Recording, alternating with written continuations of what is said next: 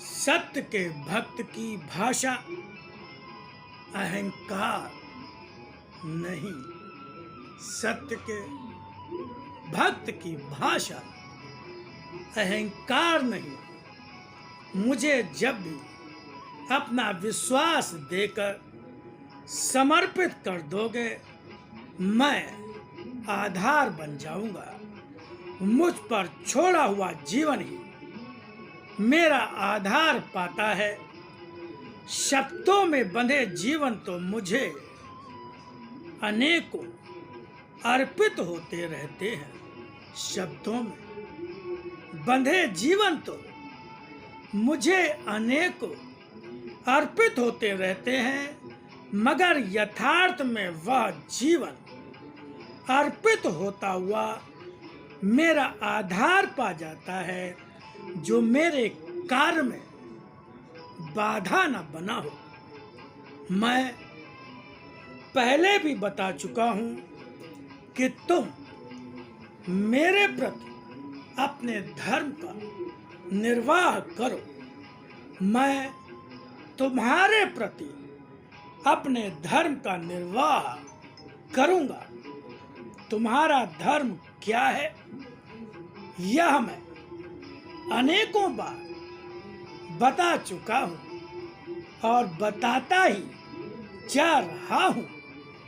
मेरे बताए मार्ग पर चलना, मेरे ही उद्देश्य और लक्ष्य के लिए जीवन को समर्पित कर देना ही धर्म होता है मेरे भक्त का।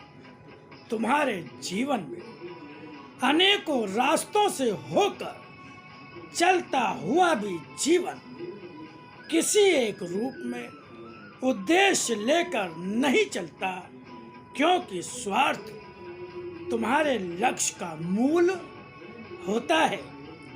यह स्वार्थ कभी अपनी इच्छा पूर्ति का होता है, कभी अपने पति पत्नी, माँ बच्चा व अपने संबंधियों के लिए होता है।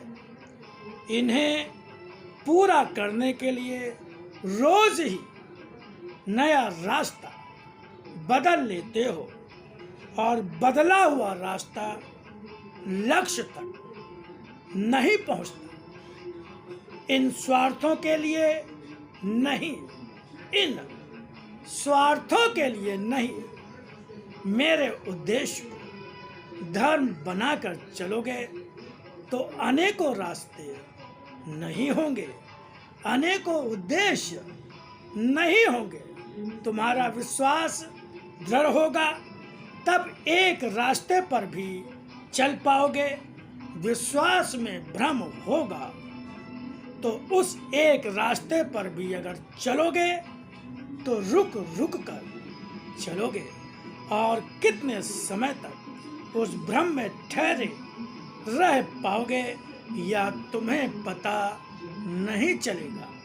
स्थिति कितनी भी कठिन हो, मगर मुझ पर विश्वास करना। किसी स्थिति का कष्ट तुम्हें नहीं होगा। कहीं संसार में कुछ भी ऐसा भयावह नहीं जैसा तुम्हें लगता है। मेरी पहचान पाने वाले के जगत का तो सब कुछ सुंदर ही सुंदर है।